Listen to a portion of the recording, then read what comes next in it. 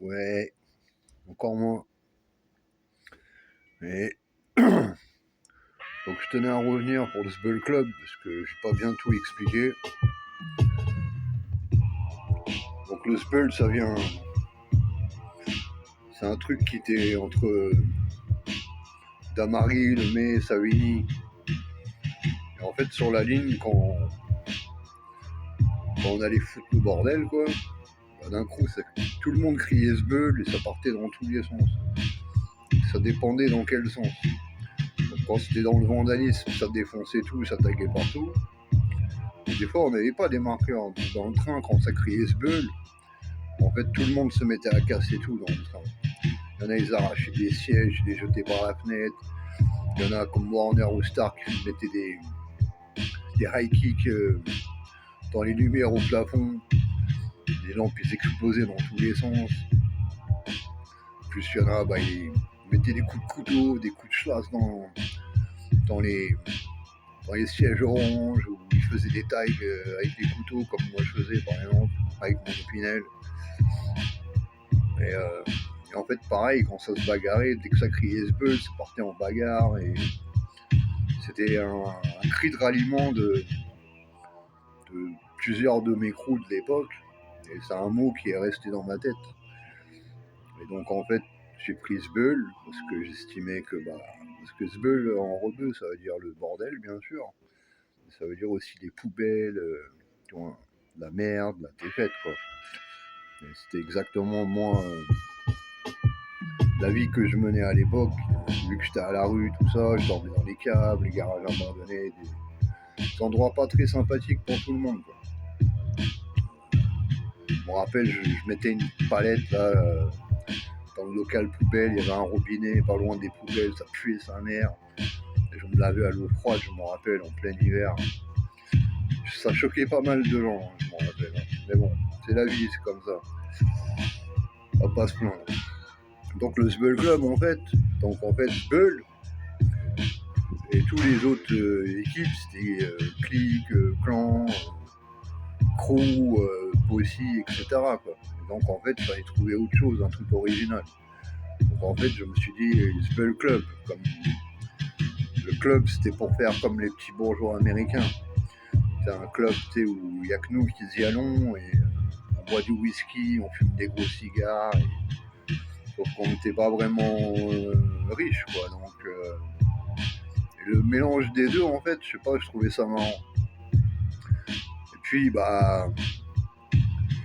vu qu'on se revoyait avec Side, Dom, Check, et Dexocet, Cléon, Dems, Daddy, tout ça, hein,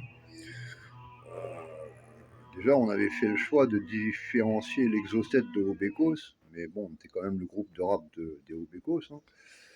Mais c'était juste pour se donner une nouvelle identité, pour pouvoir aller plus loin dans les textes et tout ça, quoi. Et le Sbull Club, c'était pareil, une branche pour moi au début.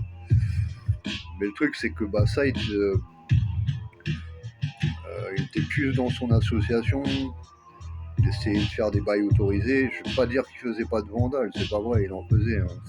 C'est l'époque où on faisait les gros obécos au rouleau partout.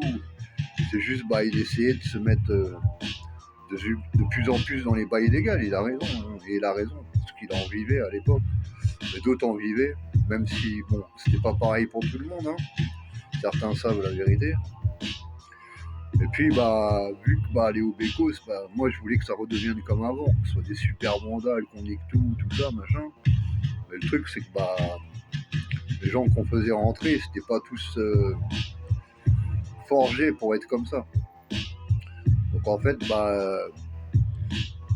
moi en fait, pour que je puisse faire exactement comme à l'époque les gros vandales et tout ça, en fait, je me suis plus appuyé sur les ETC et, ce que je trouve normal, hein, personnellement. Et c'était pour pas que moi je me sente frustré avec les Obécos. Après, on n'a pas laissé les Obécos pour autant sur le bord de la route, hein. On a quand même continué à représenter, à se battre pour eux, à partir à la guerre, et etc., hein, parce que c'était le Sbull Club, hein, qui réglait ces problèmes-là, hein. même si tout le monde n'était pas d'accord avec notre façon de faire. Mais c'est comme ça qu'on faisait. Et puis le fameux noyau dur, et aussi j'avais oublié quelques personnes. J'avais oublié Crazy, le petit frère à Craig, Amine et Kish, qui étaient aussi des ZC, même si c'est pas ceux qui ont pu se représenter. Et puis ce fameux noyau dur, qui était Dems, qui était rappeur de l'Exo7, c'était pas un gros tagger, mais c'était le premier ZC après moi. Coq, je le connais depuis qu'il est gamin.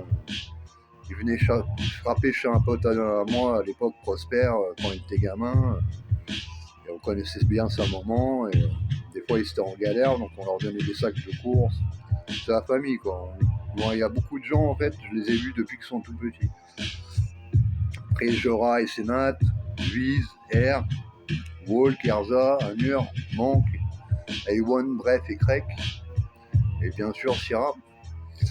Car la plupart, c'était pas des vandales. C'était plus des. Soit ils étaient à la retraite, ou soit ils faisaient autre chose, ou on n'a pas besoin que tu tagues partout pour être notre ami, quoi. Et puis, on a passé plein de choses, hein. Et puis, quand je me suis barré en 2012, Viz et Jora, ils se sont fait soulever. Trek, lui, s'était barré en Jordanie, je crois. Coq, lui, il était venu, il était déjà dans le sud où moi je suis, là. Moi, j'ai rejoint Coq. Et en fait, on n'a pas su qu'il s'était fait serrer. Bon, il y a des mois qui se sont passés. Après, quand ils ont été relaxés, bien sûr, ils m'ont donné des nouvelles. Et nous, on a eu de la chance parce que la ferroviaire nous cherchait. Hein. Mais c'était plus à cause des conneries de Craig. On va pas expliquer tous ces conneries. Mais moi, ça faisait un moment qu'ils enquêtaient sur nous, mais les conneries de Craig à la fin, là, ça, moi, il le cherchait grave, lui, en tout cas. Et la chance que j'ai, je savais pas où moi et Coq on était, donc Jora et Viz, bien sûr, ils n'ont pas balancé. Ils ont été très forts parce que l'avocate, elle a fait que de la merde, en fait. Et Jora, il a fait le malin avec les photos, parce qu'il y a des dates derrière les photos. Et donc, chaque fois qu'elle proposait des photos pour les plaintes, Jora, il arrivait à prouver par lui-même avec les photos qu'il y avait prescription sur les graphes en question. Et l'avocate, elle se faisait rembarrer à chaque fois, quoi. Et donc, au bout de, je sais pas, 6 mois, je crois, de jugement, ils ont été relaxés. Et donc, dans l'histoire, on a tous eu de la chance, hein, en fait. Hein, parce qu'on n'a pas payé l'amende, ni quoi que ce soit. On a réussi à s'en sortir, hein, là-dedans. Et puis, les ZC, voilà, c'est comme ça. On était des vandales et c'était notre amour. Après, on était toujours dans les trains. C'est pour ça que moi, j'ai jamais pu arrêter parce que j'ai jamais eu le permis ou quoi que ce soit, moi, ou la voiture.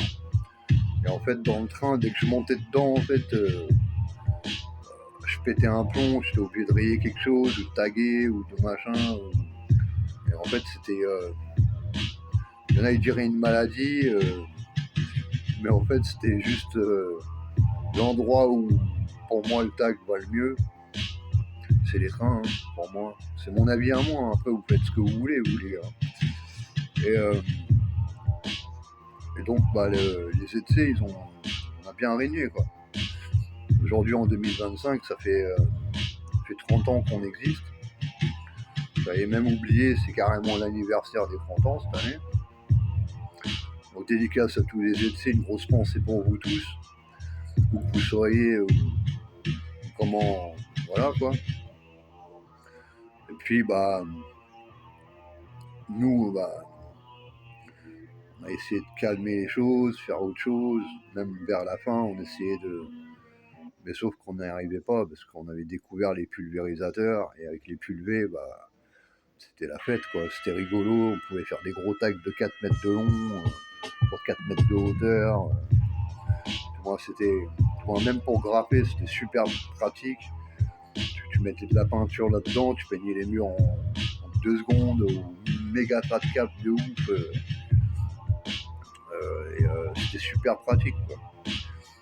Et puis, bah, nous, le truc, c'est qu'on a toujours été amoureux des trains, et le bord des rails et tout ça, et des frettes.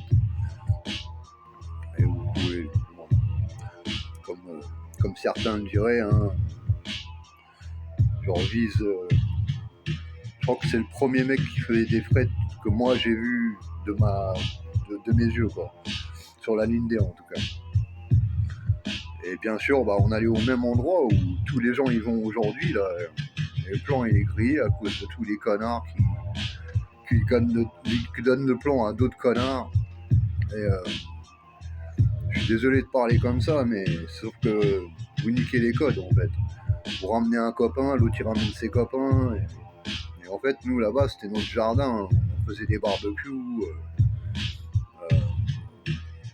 Et de voir d'autres personnes venir là-bas qu'on n'a jamais vu qui que ce soit de 93 à après 2012, quoi, ça nous saoule. Parce qu'en fait, vous faites genre que c'est chez vous là-bas, mais c'est pas chez vous. Il faut vous rappeler que les premiers qu'ils ont fait là-bas, c'est nous, et c'est chez nous. Et de toute façon, vous savez bien que c'est chez nous. Donc faites attention à ce que vous faites là-bas, les mecs. Même moi, je serais là aujourd'hui, personnellement, j'irais là-bas toute la journée et je chasserais tout le monde. Parce que j'estime que c'était notre plan à la base. Après, bah, les ETC, bah, on a fait notre travail comme il fallait, je pense. Il y a beaucoup de gens qui nous ont jalousés parce qu'en fait, on faisait rien comme personne. Beaucoup de gens qui nous attaquaient parce qu'ils pensaient que, bah, en nous attaquant, ils allaient avoir notre respect, et ça faisait tout le contraire. Mais en plus, quand ils nous rencontraient, ils disaient mais non, c'est parce qu'on voulait te rencontrer, c'est parce qu'on vous aimait bien, ou parce qu'on avait bu des bières. Mais sauf que t'as repassé, t'as toyé, donc c'est la guerre, mec, on s'en bat les couilles de ta race. Et donc en fait, les gens, ils ont jamais compris, nous, notre point de vue, parce qu'en fait, pour nous, en fait, la plupart des graffeurs et taggers, ils étaient complètement égarés. Et encore, la plupart, pour nous, c'était des graffeurs. C'est pour ça que je fais bien la différence entre les graffeurs et les taggers. Les graffeurs, bah, ils n'ont pas toujours du matos pour faire des gros graphes. Nous, les tags, c'est facile. On prend un marqueur, on met de l'encre dedans, et encore, même quand on n'a pas d'encre, on prend une pierre sur les rails et on raye les vitres. Donc c'est assez facile pour nous. Il y a toujours une façon de dégrader, quoi. Et encore, même quand on dégradait pas, bon, on cassait les choses. Et moi aussi, j'avais un autre délire à un moment, parce que je sentais que j'étais grillé dans les trains. Et en fait, je m'amusais à prendre des bouteilles, je mettais de l'encre, de l'huile, des kits de vaisselle, du sel, des pigments, du bleu de méthylène, du violent de gentiane. Moi, je mélangeais des trucs, et tous les matins, quand j'allais au boulot, je renversais une bouteille d'un demi-litre par la fenêtre, et ça faisait des grosses taches sur les trains. Moi, j'adorais faire ça. De toute façon, dès le départ, j'ai toujours été un amoureux des tâches et un amoureux de l'écriture, parce que dans ma famille, c'était très important d'avoir une belle écriture. Tout le monde dans ma famille avait une écriture de fou. Donc forcément, ça m'a un petit peu plus aidé grâce à la calligraphie et tout ça avec les lettrages, et faire déjà des tags propres, même si c'était pas plein de styles. Hein. Le plus important, c'est d'arriver à faire un tag propre, qui est calibré, qui est propre, qui est centré. Vous voyez ce que je veux dire? Comme sur un trait, comme à l'école, hein. Comme quand on apprenait l'écriture cursive. Et voilà. Bon, j'aurais des millions de choses à dire, hein. Il y aura d'autres trucs qui viendront sûrement. Voilà, je vous souhaite un bon samedi, les gars. Passez un bon week-end. Et à bientôt, quoi. La patate suprême.